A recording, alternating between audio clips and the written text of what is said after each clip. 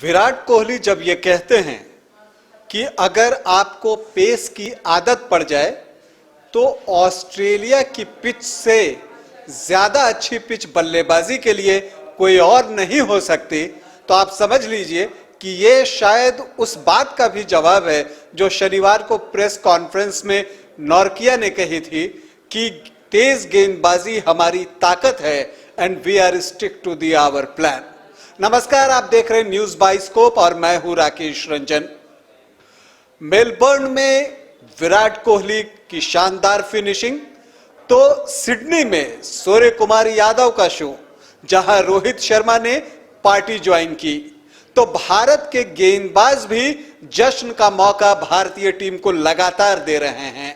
और अब उन सब के बाद जो भारतीय कारवा विश्व चैंपियन बनने के लिए अपने सफर की शुरुआत मेलबर्न से की थी, वो सफर जो है अब पर्थ पहुंच चुका है, जहां उसका आज दक्षिण अफ्रीका के साथ एक बहुत ही महत्वपूर्ण मुकाबला है।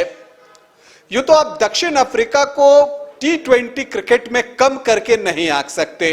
यह बात दिगर है कि जब दक्षिण अफ्रीका की टीम अभी हाल में भारतीय दौरे पर आई थी, तब भारत के जो टीम थी वो दक्षिण अफ्रीकी टीम पर हावी रही थी, लेकिन वो इंडिया था, ये ऑस्ट्रेलिया है। और वो भी पर्थ का विकेट, जहां की बाउंस सबसे ज्यादा होती है, गति सबसे ज्यादा होती है। तो क्या होगा ये मुकाबला?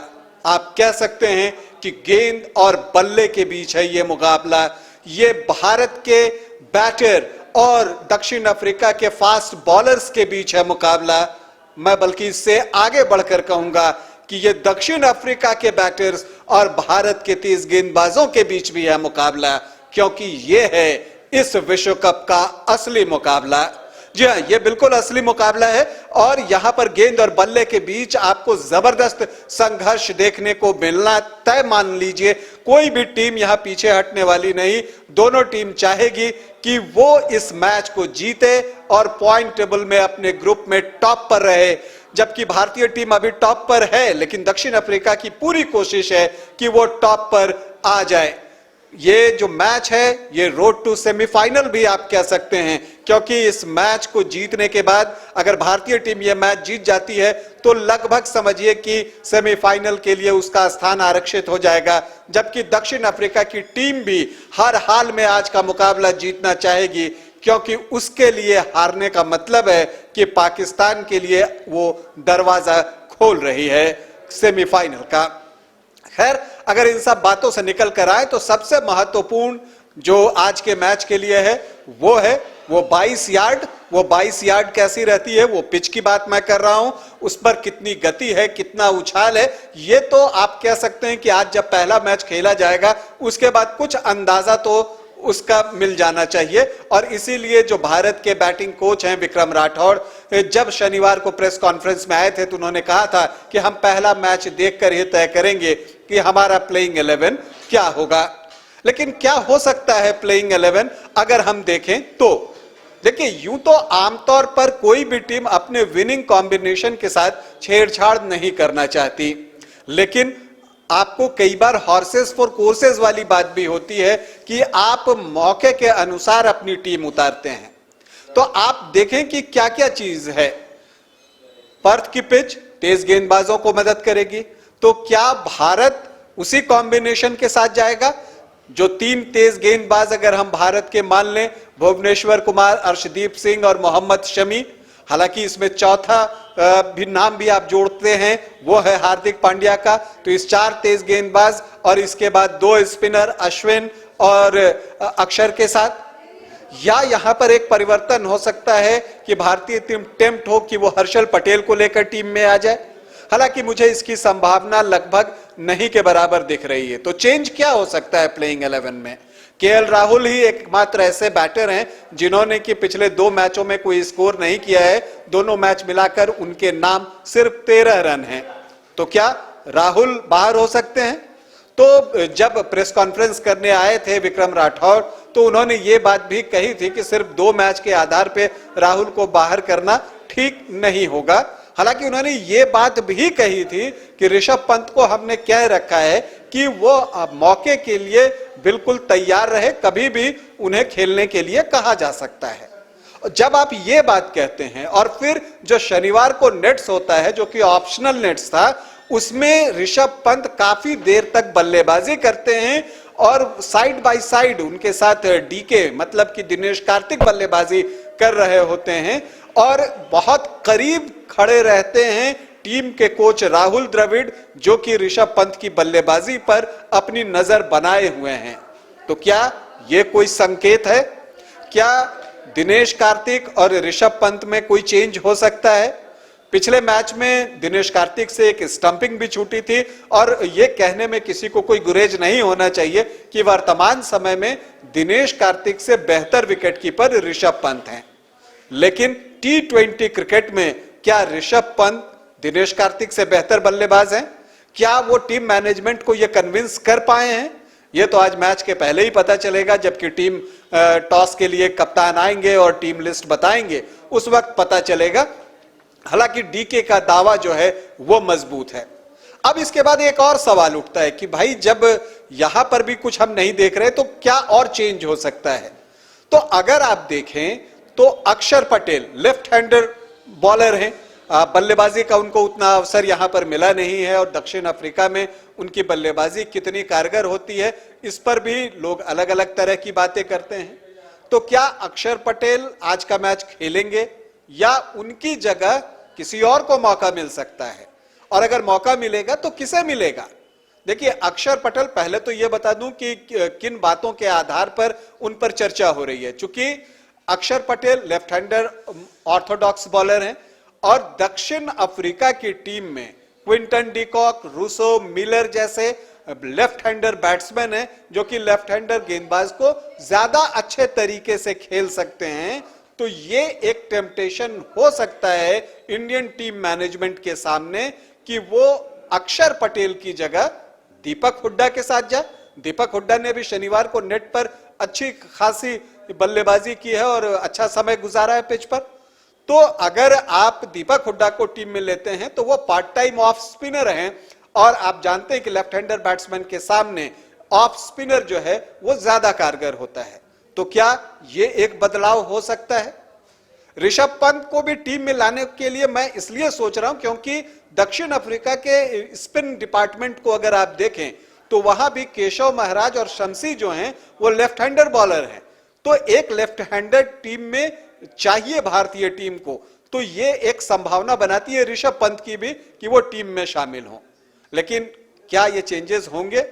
अमूमन विनिंग कॉम्बिनेशन के साथ, जैसा मैंने पहले कहा, कोई भी टीम छेड़छाड़ नहीं करना चाहती है कि वो फ्लो के साथ चलती रहे, जो टेम्पो बना हुआ है उसके साथ ही आगे बढ़ती रहे।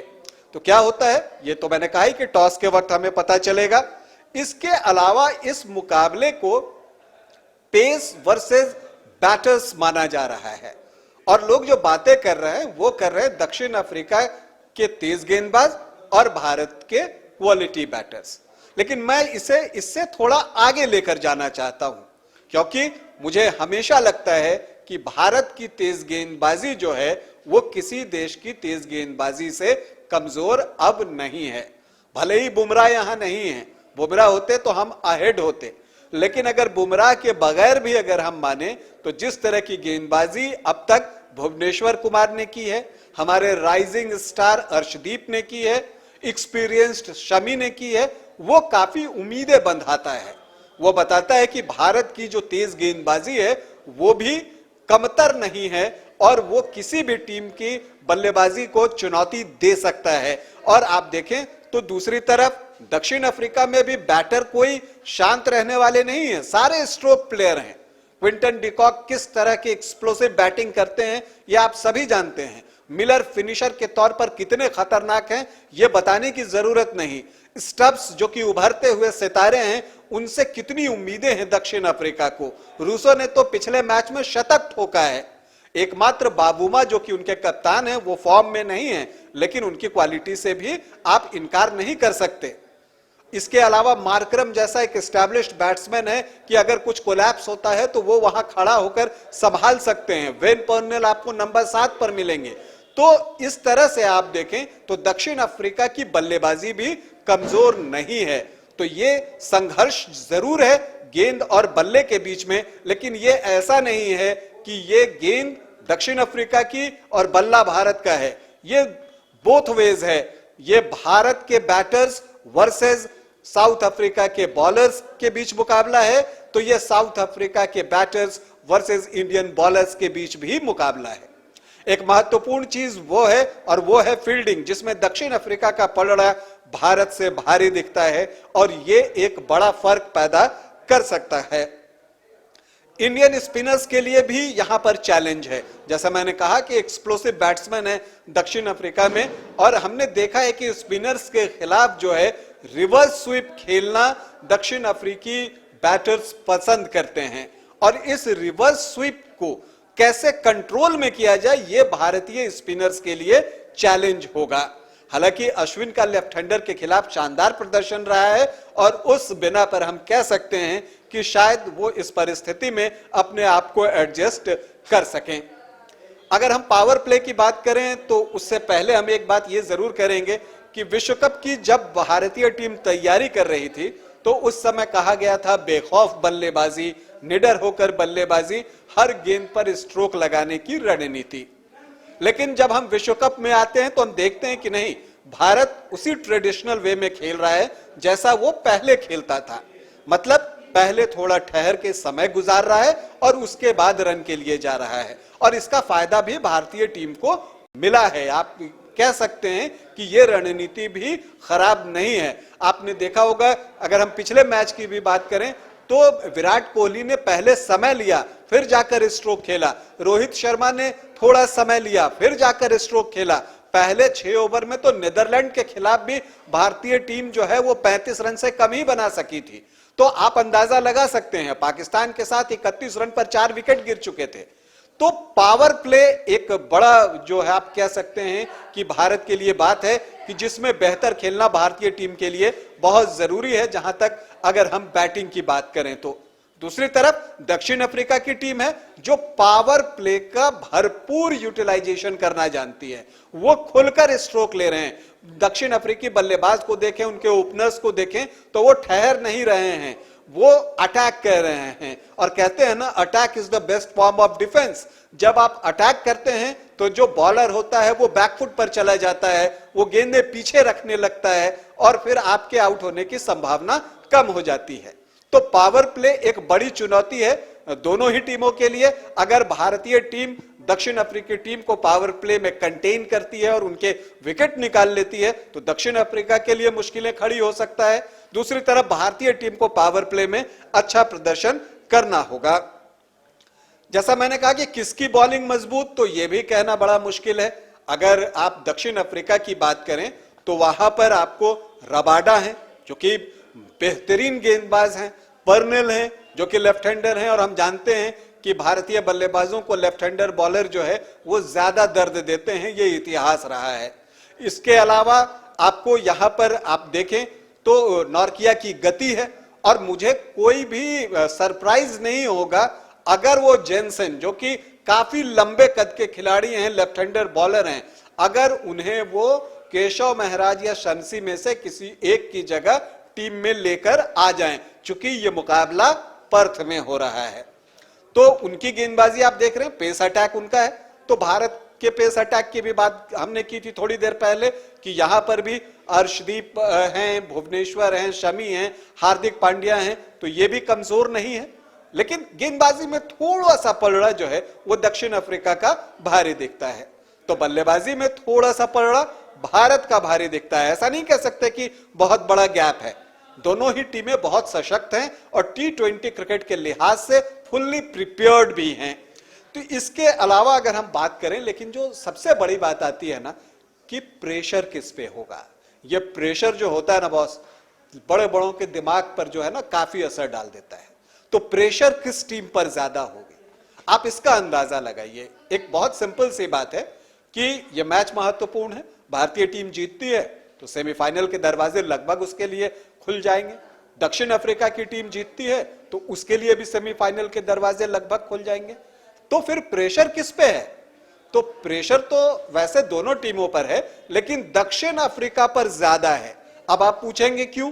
तो वो इसलिए क्योंकि उनका जो पहला मैच जिम्बाब्वे के साथ हुआ था वो बारिश की भेंट चढ़ गया था और उस मैच से उन्हें सिर्फ 1 अंक मिला था। अब अगर वो आज का मैच हार जाते हैं भारत से तो पाकिस्तान के लिए आप रास्ते खोल देते हैं, उनकी संभावना भी बढ़ जाती है इस विश्व कप में। और यही वजह है कि आज पूरा पाकिस्तान जो है भारत की जीत की दुआएं मांग रहा है। यह वजह है सबसे बड़ी, क्योंकि अगर दक्षिण अफ्रीका की टीम हारती है तभी पाकिस्तान के लिए इस विश्व कप में कोई गुंजाइश बचने वाली है, अन्यथा नहीं। तो अगर हम इस लिहाज से देखें तो सारा प्रेशर जो है दक्षिण अफ्रीका पे है, क्योंकि पाकिस्तान के लिए दरवाजा खुलने का मतलब कि भारत तो देखिए अगर आज का मैच जीत जाता है तो उसके 6 पॉइंट हो जाएंगे, नेट रन रेट भी अच्छा है तो वो आगे निकल जाएगा। तो फिर साउथ अफ्रीका को बाकी मैचों में दबाव झेलना होगा और उनका एक मुकाबला पाकिस्तान से भी बचा हुआ है, जबकि भारत के बाकी मैच जो हैं वो अपेक्षाकृत कमजोर प्रतिद्वंद्वी के खिलाफ है। तो इसलिए आज के मैच का ज्यादा प्रेशर जो है वो दक्षिण अफ्रीका की टीम के ऊपर है और हम जानते हैं कि दक्षिण अफ्रीका की टीम दबाव में कैसा प्रदर्शन करती है। शायद आपने एक शब्द सुना होगा क्रिकेट में, चोकर का, वो दक्षिण अफ्रीका के लिए ही उपयोग किया जाता रहा है, क्योंकि जब भी इस तरह के क्रंच सिचुएशन आते हैं खास करके विश्व कप में तो दक्षिण अफ्रीका की टीम जो है वो चोक कर जाती है। तो क्या दक्षिण अफ्रीका की टीम आज भी चोक कर जाएगी? देखते हैं, मुकाबला दिलचस्प होगा, ये तय है। और चूंकि ये लीग मैच है, ये कोई आप ये नहीं कह सकते हैं कि ये नॉकआउट चरण है कि दक्षिण अफ्रीका उतना ज्यादा प्रेशर ले ले, हार के बाद भी उनके पास कुछ ना कुछ अवसर रहेगा। तो एक नजदीकी मुकाबला होगा, गेंद और बल्ले के बीच असली संघर्ष यही है और एक बेहतरीन मैच हमें देखने को मिलेगा, इसकी उम्मीद हम सभी कर रहे हैं। भारतीय टीम को हमारी ढेरों शुभकामनाएं। जैसा भी कुछ होगा मैच में वो बताने हम आपके पास जरूर आएंगे। बस आप बने रहिए न्यूज़ बाइस्कोप के साथ। नमस्कार।